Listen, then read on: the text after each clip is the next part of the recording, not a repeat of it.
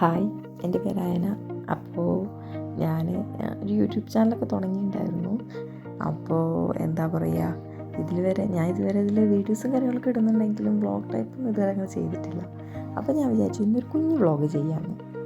ഞങ്ങൾ ഒരു ഗുണ്ടിൽപേട്ട യാത്ര പോയി.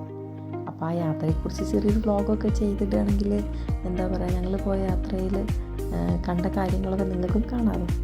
അപ്പം അങ്ങനെ വിചാരിച്ചിട്ട് ഇടുന്നൊരു വ്ളോഗാണിത്. അപ്പോൾ എല്ലാവരും കാണാൻ കൊതിക്കുന്ന ഒരു പൂക്കളുടെ വിസ്മയം തീർത്ത ഒരു ലോകമാണല്ലോ ഗുണ്ടിൽപേട്ട എന്ന് പറയുന്നത്.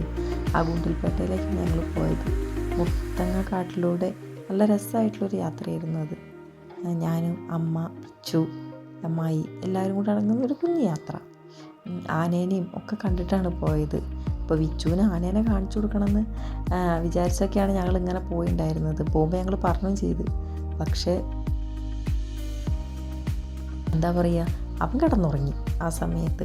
അങ്ങനെ ഞങ്ങളിതാ പോയി ഗുണ്ടിൽപേട്ട എത്തി. ഗുണ്ടിൽപേട്ട എത്തിയപ്പോൾ പോകുന്ന സമയത്ത് എന്താ പറയുക, നമ്മൾ പൂവൊക്കെ പ്രതീക്ഷിച്ച് പോവുമായിരുന്നു. പക്ഷെ ഞങ്ങളവിടെ എത്തിയ സമയം ഇച്ചിരി വൈകിപ്പോയി. അങ്ങനെ സൂര്യകാന്തിയൊക്കെ കാണാൻ പോയ ഞങ്ങൾ എന്താ പറയുക, വാടിപ്പോയ സൂര്യകാന്തിക്കാണ് ഞങ്ങൾ കണ്ടത്.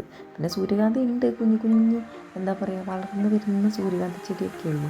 അല്ലാതെ വലുതായി വന്നതൊക്കെ വാടിപ്പോയി. പിന്നെ കുറേ ചെണ്ടുമല്ലിപ്പാടം കണ്ടു, വാടാമല്ലി, മുല്ല, അങ്ങനെ കോണ്, അങ്ങനെ ഒരുപാട് ഇത് കണ്ടു. എന്തായാലും നല്ല രസമൊക്കെ ആയിരുന്നു. പിന്നെ കുറച്ച് ഉള്ളോട്ട് പോയപ്പോഴാണ് കുറച്ച് ചെണ്ടുമല്ലീൻ്റെ ഒക്കെ ഒരു തോട്ടം കണ്ടത്. ഞങ്ങളവിടെ ഇറങ്ങി ഫോട്ടോസും വീഡിയോസും ഒക്കെ എടുത്തു. വിച്ചുവിൻ്റെ കുറേ ഫോട്ടോസും വീഡിയോസൊക്കെ എടുത്ത് ഞങ്ങൾ ഭക്ഷണമൊക്കെ കൊണ്ടുപോയിട്ടുണ്ടായിരുന്നു. അങ്ങനെ ഞങ്ങൾ അവിടെ നിന്ന് ഭക്ഷണമൊക്കെ കഴിച്ച് തിരിച്ച് വീട്ടിലേക്ക് പോന്നു.